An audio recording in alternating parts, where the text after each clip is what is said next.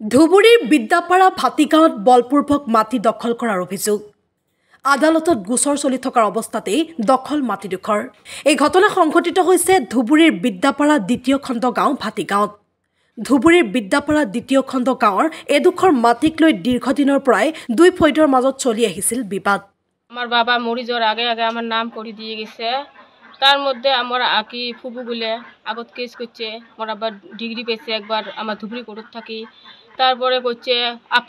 আপিলত খারিজ হয়ে আছে কেস করার পর আমার আব্বা 20 বছর কেসটা বসি আছিল আমরা এই মাটিত আবাদ করি খাই আছি আর মোর ভাই নাই বোন নাই মোর ভাই নাই চার বোন মোর মা আছে আমরা এগুলো করি খাই তার মধ্যে মোর ফুবুকে নতুন করে কেস করছে সিভিল কেসত থাকি রায় পায় নাই কোনো পায় নাই এলা আমার 10 তারিখ আছে তার মধ্যে মাসে দাখিল নিছে এটি দখল নিছে মানে যে উমার মারামারি করে কি করে আমার শস্য আবাদ ভাঙি দিছে আমরা যাবার পাইনি আমাক ছুরি তরোয়াল দিয়ে আমার হানবেদ চায় মারবেদ চায় আমরা ভয়তে কাইও যাই না ওটি তার জন্য আমরা এই বিচার চাই ঘর উঠেছে নাকি তাই ছাপড়া উঠাইছে দখল করার জন্য শস্য বাড়ি ভাঙি দিয়ে ছাপড়া তুলছে আপনারা পুলিশ প্রশাসন কিবা ইজাহার দাখিল করেছেন নাকি হ্যাঁ আমরা থানাত গেছি থানাত কোনো অ্যাকশন নিবে লেখছে না পুলিশে মানে আমরা বারবার কয়া আছে যে আমার পুলিশ থানা সবগুলো আমার পকেটত যে মানে এলা যাও তোমরা আমরা যাবা লিখছি যে আমরা আসছি যে আশা কথা কল জমতে 2 দিন পরে ফির কোনো খবর নাই ফির গেছি ফির যাওয়ার পরে কয় কি ঠিক আছে তোমরা যাও মুই ফোন করে দিবি লিখছ তারপরে ফির ছোট থানাতে আসলাম ওই বড় থানা থেকে ছোট থানাতে আসলাম এই থানাতেও মানে কাগজ নিছে নিয়ে কয় তোমরা যাও আমরা যাবা লিখছি আজ পর্যন্ত মানে আসিও নাই এটি আপনাদের কি বিচারে সরকারের পরা কি বিচার জানিব পৰা মতে হাফিজুৰ ৰহমানৰ প্ৰায় 5 বিঘা মাটি হাফিজুৰ ৰহমানৰ মৃত্যুৰ পিছত তেওঁ 4জনী ছোৱালীৰ নামত জাৰি কৰিছিল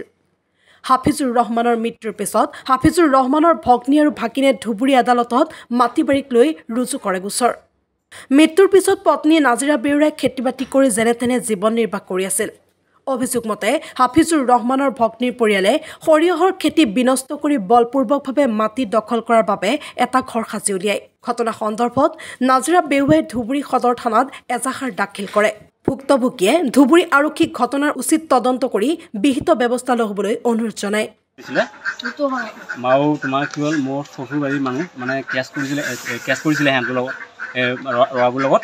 ৰৱাবোৰে কি কৰিছিল মানে এহঁতে যেতিয়া মানে মাটি চাটি আনিবলৈ যায় যোৱাৰ পিছত কি হয় এহঁতি যোৱাৰ লগে সিহঁতে ডিগাৰ চেগাৰ ওলাই দিয়ে ওলাই মেলি সিহঁতক খেদে আমি জামাই দিওঁ বোলে আহোঁ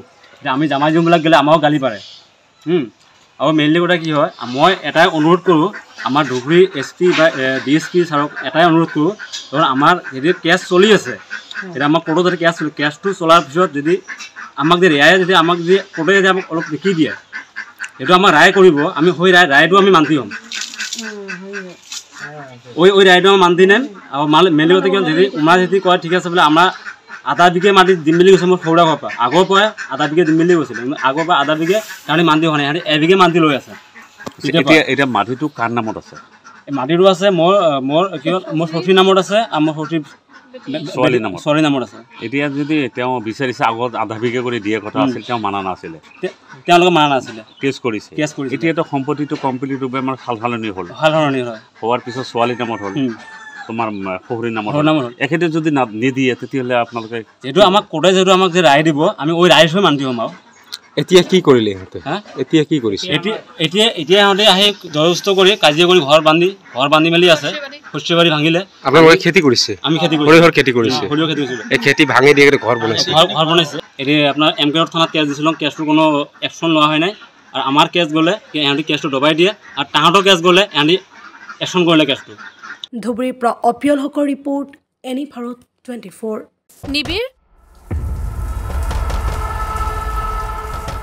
নিবিৰ কিনো অনবৰ লাগি থাকা ক'তনো লাগি আছো ইমান সময় হ'ল বাথৰুমতে সোমাই আছ তোৰ আজিকালি কি হৈছে বাবা কথা এটাও ভালকে নাপাত